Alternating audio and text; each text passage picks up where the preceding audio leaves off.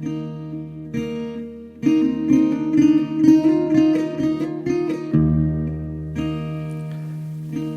right, here we are. This is Jay Brown Yoga Talks podcast, and my name is Jay Brown. If it so happens that this is the first time you're ever listening, welcome. Thanks to all the rest of y'all. My guest today is Rob Walker. Rob has a new book out called The New Yoga, From Cults and Dogma to Science and Sanity, and we have a whole big conversation about it. I will say more on this in just a bit. First, I think a check-in might be in order. What's going on? Like, what are you doing right now? Maybe you're still in a place where you can go outside and walk around. I know some people are not. Some people are on lockdown. Here in my state of Pennsylvania, we are going into our third week of stay at home. So we are still allowed to go out for walks. And there's been more people out walking in my neighborhood than I've ever seen. Of course, everybody's being really respectful about distance. And often, a lot of you in the past would be like in your car on your commute to work. And maybe you are someone who's on your way to work. And if so, I'm going to assume you're doing like an essential job. Maybe you work at the hospital, or even just people who are doing deliveries. I mean, I was at the supermarket yesterday, and it was the first time I had been in maybe over a week. Everyone was keeping the 6 feet distance, except this one guy behind me in line, who was like the one guy who clearly thought, oh, this is bullshit, and wasn't following it. And I was like, really? You're going to make me have to say something? I didn't. I just kind of moved, and he saw that I did and was sort of annoyed. But I got to thinking, wow, you know, if my county was really more of like an epicenter, being at this supermarket would be putting me at high risk, even with all the precautions I was taking. I was like wiping stuff down and like trying to be conscious. But really going out and being in that place, you know, I watched the woman taking the cards and putting it in and handing it back. She had gloves on, but I don't know. I got to thinking this is really, you know, a risk to be out and about at this moment, it seems. And so I said to my wife when I got home, I think we should start doing deliveries from now because we're in a position to do deliveries. But then that got me thinking, so wait, so I'm privileged enough to just pay to put other people at risk so I don't have to be put at risk. And I felt like, fuck that, that's not cool. It's like moral conundrums, right? So just to say, if you are someone who's putting yourself at risk for others, thank you so much, really. And I hope everybody's just being safe and smart, doing everything they can. I don't know about you, but I definitely had like a couple of freakouts this week. And I am not prone to freaking out. Those of you who know me know that. I had one thing a couple of days ago where I was under the impression that someone I had been with like 16 days ago, who I'd given a hug 16 days ago, had taken sick. It turned out not to be the case. I was mistaken and it was a false alarm. But for like half a day, I completely spiraled. Just thinking, what does that mean? What does that mean if 16 days ago I gave a hug to someone who has it? Okay, so it's been 14 days since I would have been exposed. That means I'm likely not to have symptoms.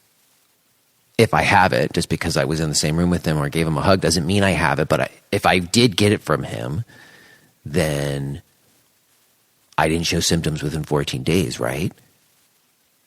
But then that means I could be an asymptomatic carrier, right? I could still be getting other people. Well, how long, if I pass the 14-day threshold and I'm an asymptomatic carrier, how long am I contagious for? That answer is not clear. Believe me, I tried to find it desperately and didn't find a clear answer. Ultimately, you know, it was fine, but I'm sure I'm not the only one who's been freaking out a little bit here or there. It's pretty easy to do, all cooped up at home. Nobody working? I mean, it's been a few weeks, but the more this stretches on, the more stressful it becomes. And frankly, we have seen exponential deaths happening. So we're really not anywhere out of this yet. I really don't want to be like adding any fear. I really was thinking about that this week because, like I said, there was a couple of moments where I spiraled out. One of them was, I believe it was early on in the week on a Monday night. I had to teach a class. And I went to do this live stream class, and I just was really out of sorts. I was really not in a place to teach at all. And the people who were in that class know me for a long time, and they could tell. And I had to tell everyone. I was just like, my spirits are really not in a great place. I'm going to do the best I can. And we had an okay practice, but, it was a challenging day, and then a class that expressed that. Nobody minded, and the classes later on in the week were really profound. I mean, I'm sure those of you who are doing these online classes are having similar experiences. People are at home and really in need of some yoga. And I'm betting I'm also not the only one who has managed to do some work. I did a bunch of writing. I got a new blog post out. You could go read it. It's all about this mad rush to online classes and really just trying to think through some of what's happening right now and what are the implications. Like, what we do right now is going to shape what happens when we get through this. So I don't know. I'm sort of trying to think about it now some while I'm cooped up. So you can go check it out. It's called Fate of Yoga Teachers Held in the Balance, and it's on the website now. You can tell me what you think about that. Also, I have another new project that I've been working on for a while, and I had the time, so it's up there. It's a new podcast.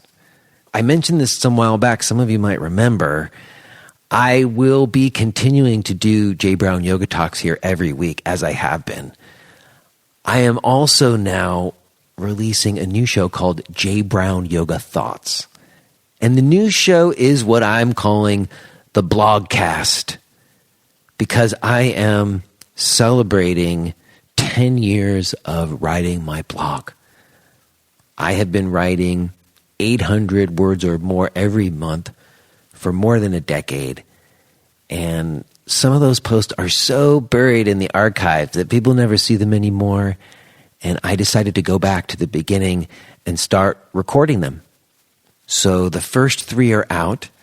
And the first 3 are really some of the first things that I ever wrote. They're shorter pieces. They're not long form like this. They're just read pieces anywhere from 5 to 10 minutes long. And the first 3 are there. And then I will be putting 2 more out each month, starting next month. So you could go right now, if you're on your podcast app, you can hit that little search thing, type in Jay Brown Yoga Thoughts. It's the purple icon. The Jay Brown Yoga Talks is the red one, and the Jay Brown Yoga Thoughts is the purpley one. Click on that and hit subscribe. Check that out. Tell me what you think of that. I hope that you're finding some creative outlets to keep some sanity in the midst of this all. And really, more than anything, I hope everybody's doing all right. I mean, this is really a surreal moment. Feels like the fabric is really loosening, right?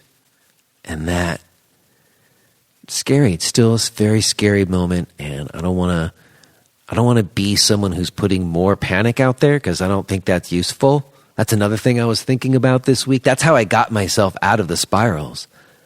With this one idea, you see, I have been working in my yoga practice for many years to cultivate a space where I am able to choose how I wish to respond rather than react. And that right now is all I can do, is to see if I can keep my wits about me enough to be choosing how I am responding to this moment. rather than just being in a state of reaction and spiraling and all that entails. So all the yoga practices and the working on creative projects and the spending of some quality time with my wife and children is all just trying to choose how I am responding to this moment.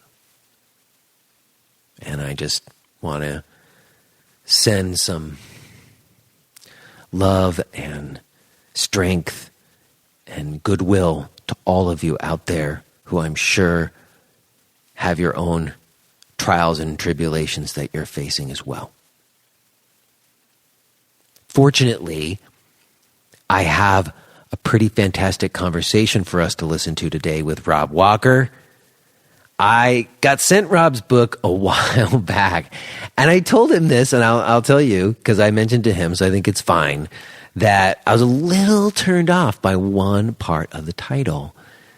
And we have a conversation about that. Ultimately, I did take a look at the book, and it was really in line with a lot of the things that we've been talking about here on the show, about the evolution of yoga and where things are going and an accurate history telling. So we get into it, and I think his book offers some very interesting and cool stuff for us to consider.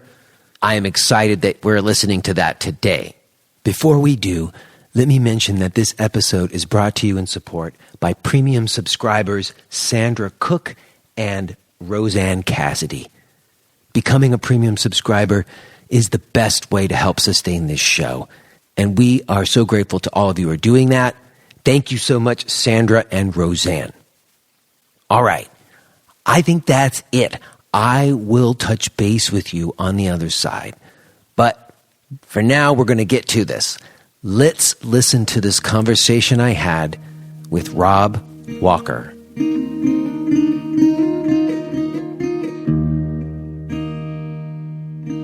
Hi, Rob. Hi, Jay. How are you? I'm well, but I just had a moment of panic because I didn't realize I needed to download the Zoom app to get into this.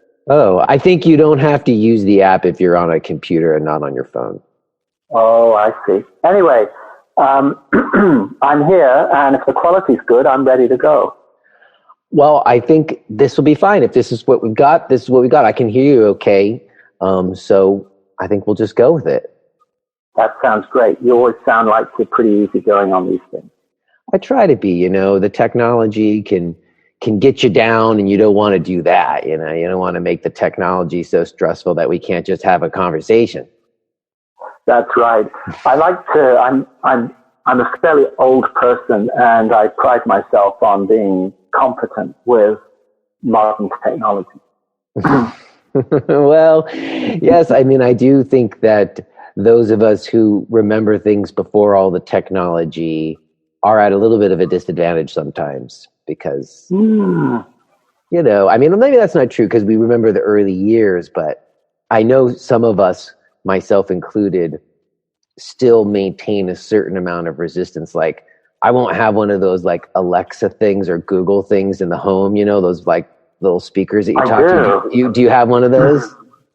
I do, and I think it is a complete waste of money and time.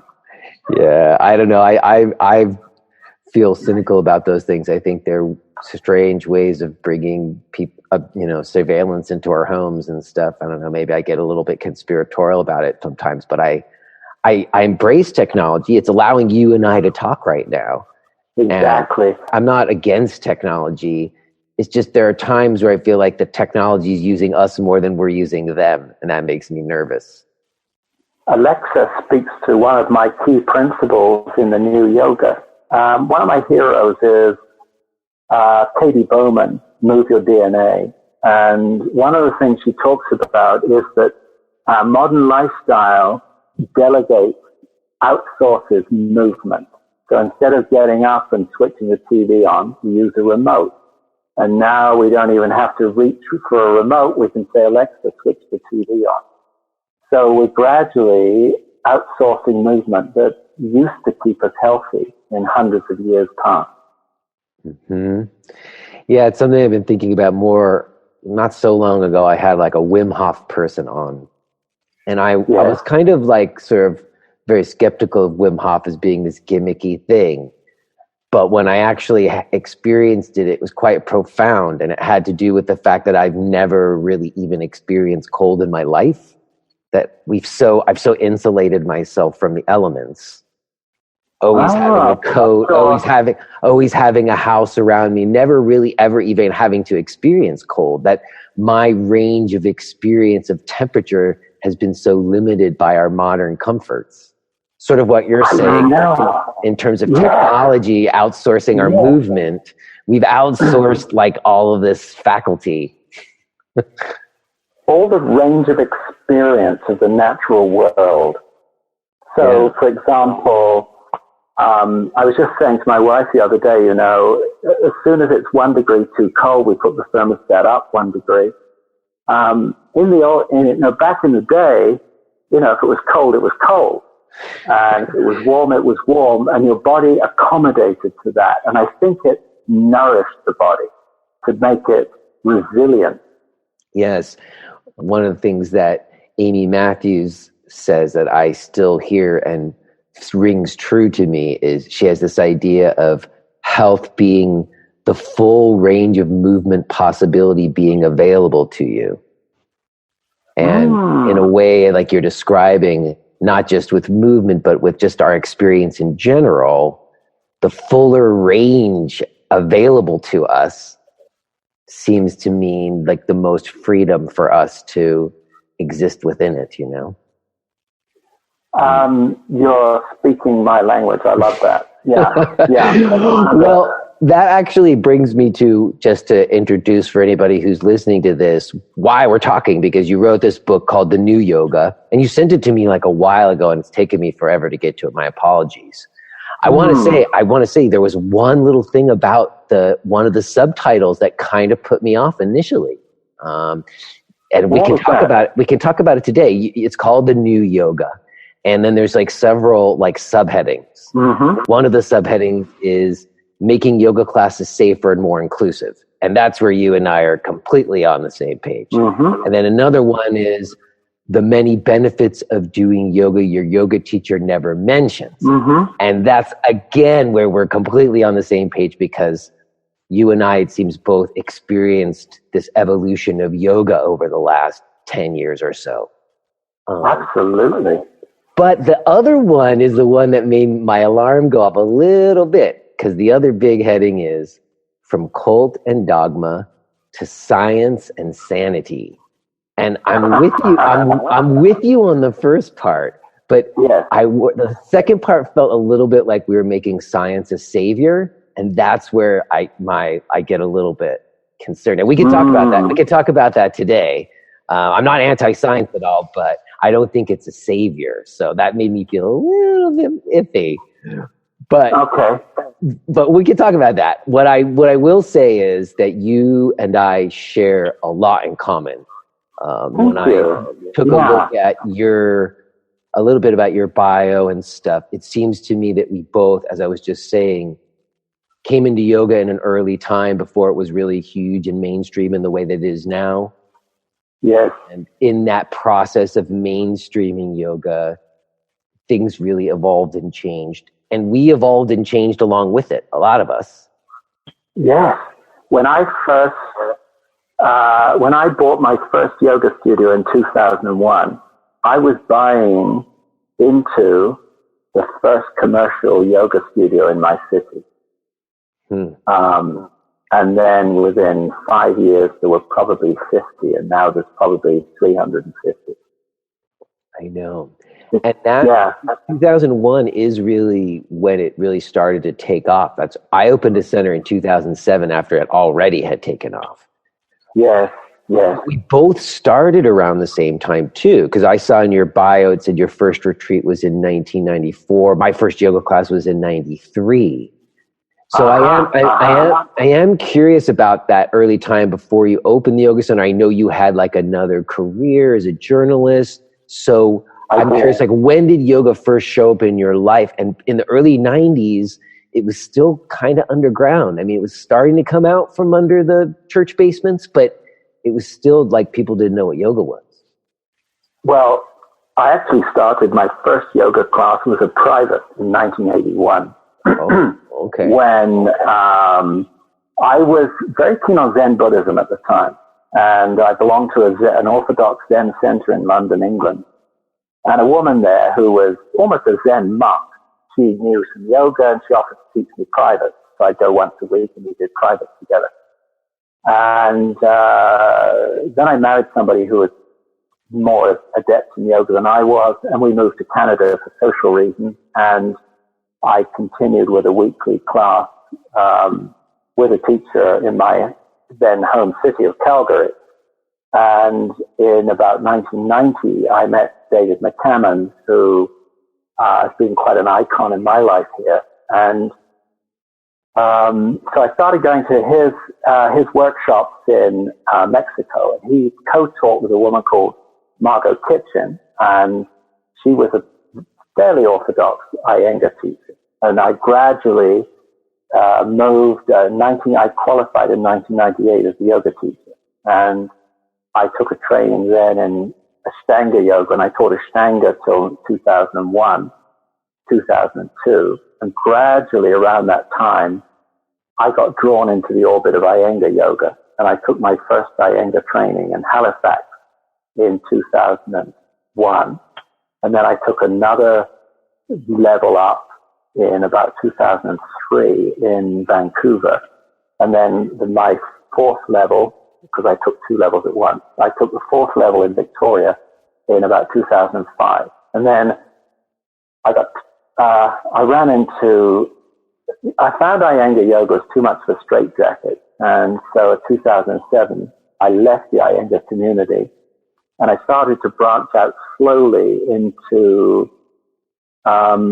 discovering myself as an authority in yoga. You know, I think in some senses we all need to pay attention to our own interoception, proprioception. And gradually, I mean, I'm still fairly influenced by 10 years of Iyengar yoga, but I branched out into other things that Iyengar yoga would have not accepted. It was a brilliant training. It was great teaching, but it's very limiting as well. Well, I hear what you're saying, and that is the sort of order that I followed as well. First, I studied Ashtanga yoga practice. I got hurt, and that's what brought me to Iyengar yoga. Why did you switch from Ashtanga to Iyengar? Well, mainly because Iyengar made such big demands on me on a weekly basis of continuing to train, continuing to prepare for new exams, having Iyengar yoga teachers, the senior ones, didn't countenance doing other styles of yoga. Right. So I kind of got browbeaten into, in a mild, gentle way. I allowed myself to get brought into that field. And I learned an enormous amount. I think there's no more rigorous yoga training than the Iyengar path. Well, I remember at that time you did have to kind of choose. You were either like an Iyengar person or an Ashtanga person. Yeah. And it certainly was at that time, especially the gold standard for yoga training.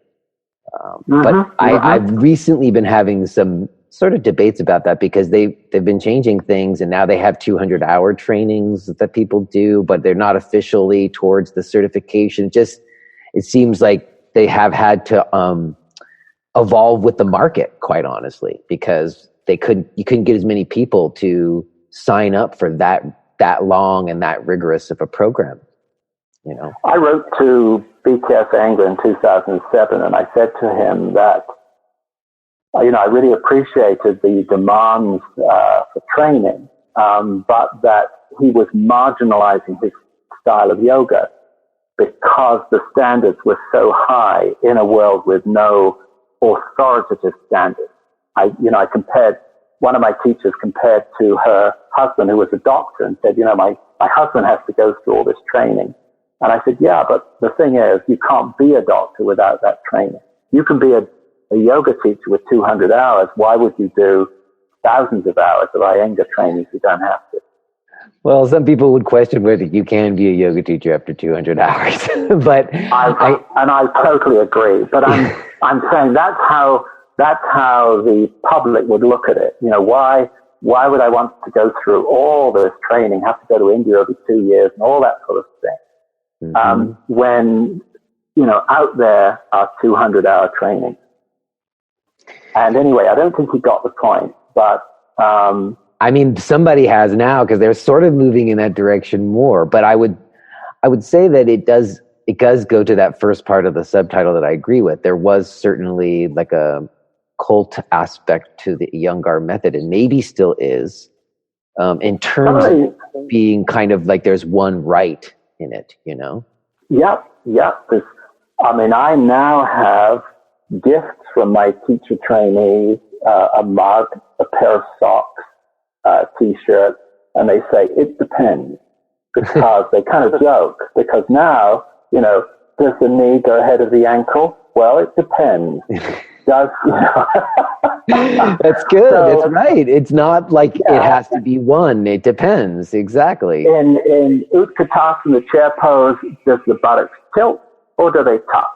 And, well, it depends. It depends what you're looking for. And that freedom of interpretation is what I missed in Iyengar Yoga. I think Iyengar Yoga, you were always trying to figure out what they were saying in India. And the refinements got to almost a ridiculous level of precision for the general public. You know, you've probably been to Iyengar workshops where they might be 3 poses in 2 hours. Yes. I don't know I wonder if it's still the same. I haven't been in a Iyengar class in a very long time. But I think for me, initially, I gravitated to Ashtanga because I just liked the rigor of it. Like I liked the sweat of it. And it was almost like perseverance or something, or stamina. There was like a stamina to it. Yeah. And I was 20 years younger then. And Ashtanga Yoga really appealed to me. And and my younger teacher trainees still are drawn to Ashtanga, but this speaks to another aspect of yoga. A couple of things about Ashtanga Yoga. One is I'm not a great fan of Surya Namaskar, sun salutations, as warm-up for a lot of people. And the other thing is that phrase, which you'll probably see on the back cover of my book, practice and all is coming. I think that's incredibly misleading. And I think, I don't know about you, when I started yoga, I believed that if I only practiced enough, all was coming, and that somehow I would be almost as good as the Cirque du Soleil. Well, it goes to something you wrote in your book, because in the Iyengar method, it was like the alignment was the dogma. And in Ashtanga, it was like the series was the dogma, right? It was like the 6 different series, and there was only like a few people who ever got to the 6th series, and you work when you get to move on to the next, because the teacher comes over and tells you you're ready. You know, it had that same cult and dogma, as your title said, in a different way, but equally, if not more, than Iyengar method. I think I loved. At one point, I really loved Ashtanga Yoga, and but you know, for a lot of members of the public, and I think you probably read William J. Broad's book on the science of yoga in the New York Times publication, where he talks about the number of injuries from practices, particularly Ashtanga Yoga or Ashtanga-like yoga, that was designed. And this is what my book goes into. It looks into, like, why did we end up with types of yoga that really idealize great deals of flexibility? And I looked into that, and I explained the weird and wonderful path that we came to that promoted flexibility in yoga rather than all the other many benefits. And then I point out, what are the other possibilities for yoga other than flexibility? And this is what I'm trying to do. I'm trying to promote an idea of a yoga that is more health-based, more, as we said, more inclusive of. I think an awful lot of people exclude themselves from yoga, and you've heard it a million times, because I can't touch my toe. I think most of my yoga classes are heavily dominated by women. Men are less flexible, but they don't see necessarily the value of all the other aspects of yoga, like strength, endurance, balance, and not to mention mindfulness and meditation. Well, I agree. I think, as you're saying, the reason that so many people have this conception of yoga is because of the way it was mainstreamed through those, in particular, the schools we're mentioning, Ashtanga and Iyengar methods. And we should say that the process of, coming to realize that maybe these systems were more limited than they had been presented to us,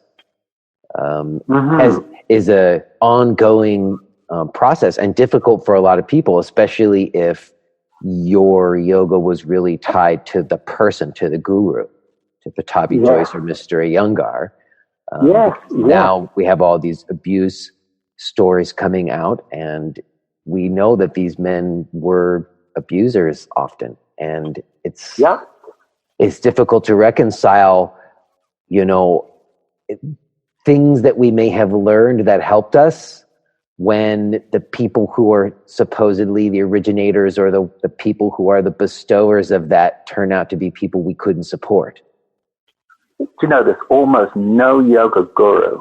We have in my teacher training, by the way, we have everybody in the teacher training has to present a 5-minute presentation on a yoga guru. But we give them a list of about 20 people.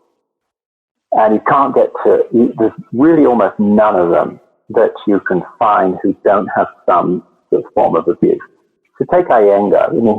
He doesn't have any stories of sexual abuse, but he was incredibly abusive in a way, both verbally and to some extent physically. I don't think he physically hit people just like his guru did out of meanness. I think he hit people to impress something on them. But his daughter, Geeta Iyengar, I've seen her, I mentioned in my book, she's reamed out people in front of me in a workshop of 100 people. She called somebody a liar 3 times just because they brought their fingers up to their nose for a Nadi Shodhana with the wrong fingers on the nose. And call them a liar 3 times, that's really abusive. She would never survive in a North American educational system if she abused people like that. And yet, there are senior teachers who've been to India year after year after year who kiss her feet when they go. Or she's passed on now, but when she was alive. And that's the cult and the dogma that worries me. Well, it's baked in some. And even if it's not someone, verbally abusing or hitting somebody, it's a little bit baked in, like we were saying, even into this idea that the knee has to be over the ankle and that there's one right alignment and that everybody has to try to fit to that. And then if they can't, they use a prop. Like that rigidity is in there too, in a more subtle way. In yoga classes, even when they don't even think of themselves as Iyengar teachers, because that idea of alignment got really, it infiltrated all the yoga, a lot of it at least.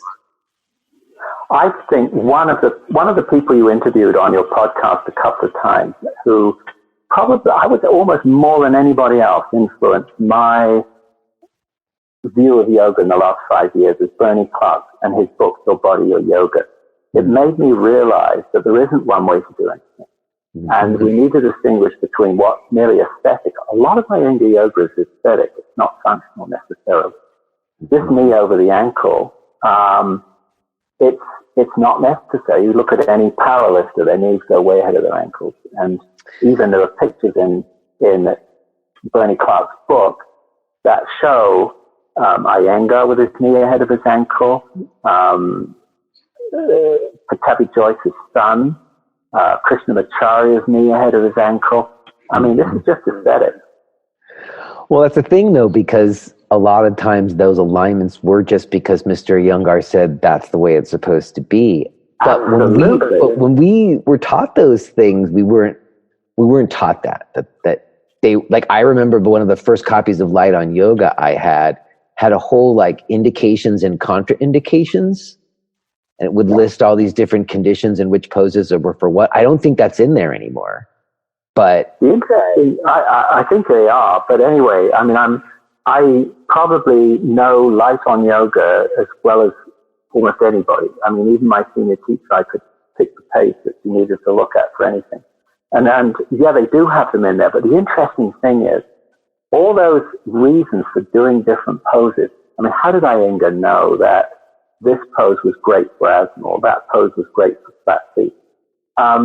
I think a lot of it came from Kuvalyananda's laboratory of semi-bogus science in the 1920s and 30s, where he came up with all these reasons for doing things. And Iyengar had a friend, Dr. Gokal, who was probably the one behind. Gokal would say, you teach the poses and I'll explain the medical reasons for them. And I think a lot of the benefits in the back of Light on Yoga for every different ailment from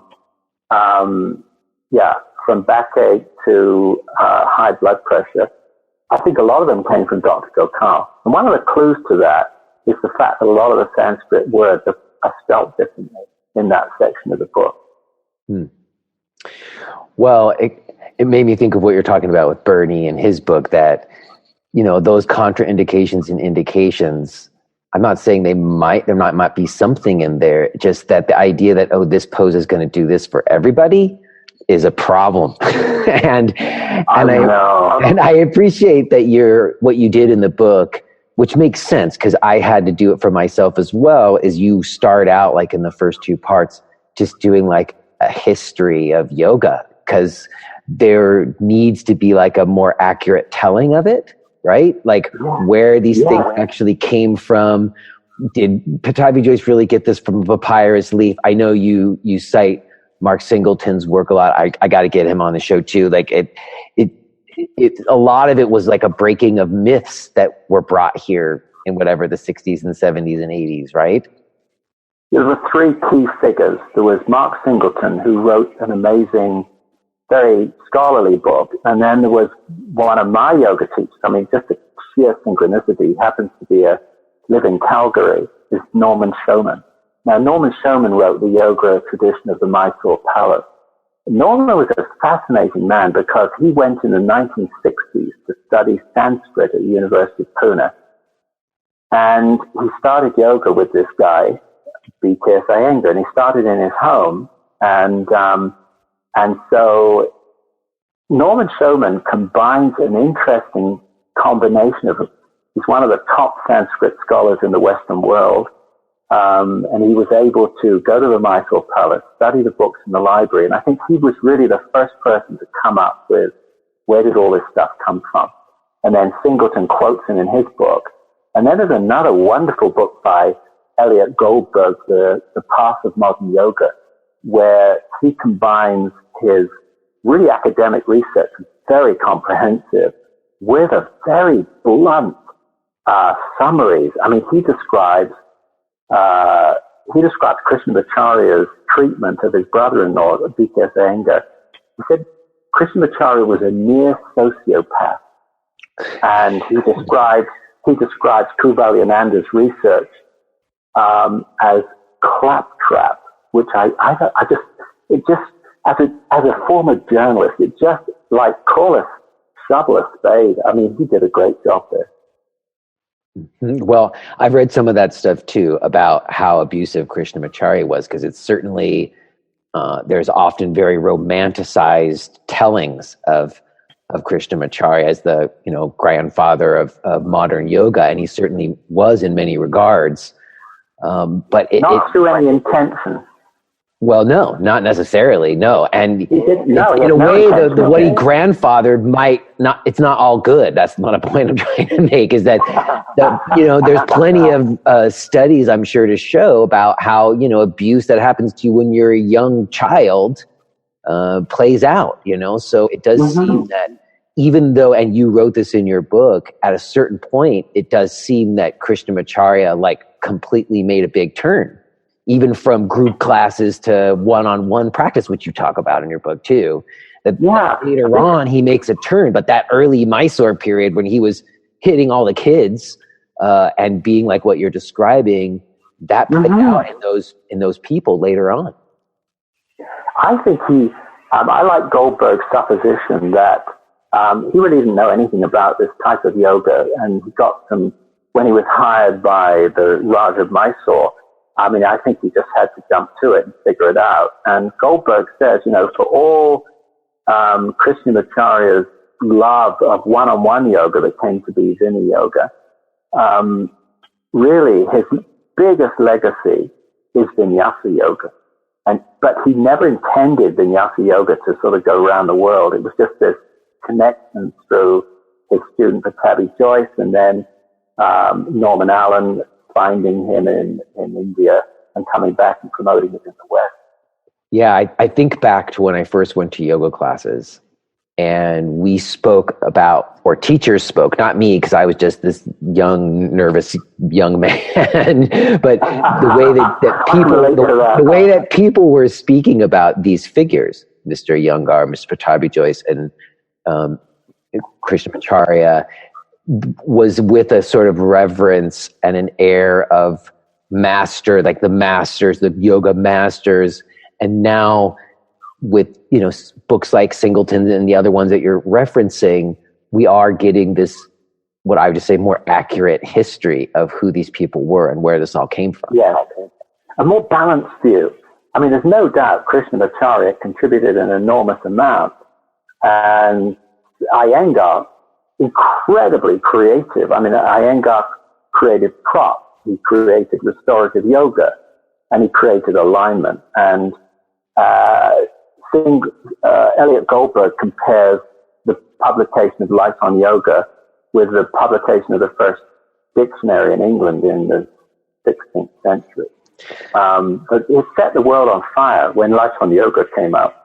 I know, but that might not have been a good thing. Like, you're giving him a lot of a pass, because that book really, that's why everybody's coveting flexibility and trying to think that more intricate positions are advanced. Absolutely. I totally agree with you. Before Light on Yoga was just a kind of relaxed thing, and people might have done a few poses. Nobody really knew what poses were, quote, supposed to look like. Nobody was trying to become, as I say in my teacher training, this is not an apprenticeship for the Cirque du Soleil. And I don't think people thought of it that way, even unconsciously, before 1966 when Light on Yoga came out. But gradually, Light on Yoga came to define the way poses should look. And as you say, they placed this huge emphasis on one, flexibility, and two, alignment. Yeah, even when I showed up and first started going to yoga in like 92 and 93, there was still a good thread, like a good whiff of advanced yoga meant inner peace. And that's what attracted to me. Yeah. There was it wasn't about being able to do the physicalities, but it did kind of quickly become that. By the time you bought your center in 2001, it was definitely, I was in like, actually, I spent a couple of years, maybe right before 2000 I spent a couple of years really trying to accomplish asana. And I got to like level 4 poses in the Iyengar classes, but I got hurt. And then ultimately found my way to like TKV Desikachar teachings, honestly. And then I started really shifting back then. But at that time, it was that was before William J. Broad's book came out, and nobody was talking about that at all. Yeah. It really, we've almost gone to the opposite extreme, because people like you and I've injured myself a lot in yoga, and I talk about it in the last chapter of the book. Doing postures. Norman Showman was one of these people who sort of really strong adjustments. I injured myself in his classes a few times. I've injured myself just trying to do a lot of things that my body wasn't designed to do. And I think we've almost gone too far the other way now, where there's such a thing about getting injured in yoga. I think Bernie Clark again strikes a balance here. He talks about fragilizing. Don't fragilize your body with this obsession about the knee not going ahead of the ankle or hyperextending the knee. You know, almost every class these days, people are told, don't micro bend your knee. And well, that actually, okay, so you went there. We should just go there, because that goes to the part that I was a little nervous about in that one subtitle, because sometimes in the absence of the gurus, so now the gurus have died, they've been shown to be abusers. We're smarter now. Like a lot of us, I had to admit to myself, as it seems like you had to admit to yourself, that having my knee over my ankle is no safer than whether it's past it. Like at some point, if you're honest, you have to admit, wow, that idea that I propagated for a long time, that was the strongest position for my knee, that's not actually true. So if you admit that to yourself, then your previously held sort of like baselines are gone, and you start looking towards other things. And people have been looking to biomechanics and a lot of somatic movement world, you know, Bonnie Bainbridge Cohen, Axis Syllabus, and these other kind of movement modalities for other information. And I think that's great. I've been doing that too. But where my concern is that sometimes you can sort of replace the dogma of one right alignment with the dogma of biomechanics too. And I don't know that always, like, even when sometimes it becomes about biomechanics, there's still this idea about one right. Like just because it's science can have a dogma to it, or it can have an inquiry to it, is I guess what I'm talking about. That's what I talked about with Bernie. Same thing.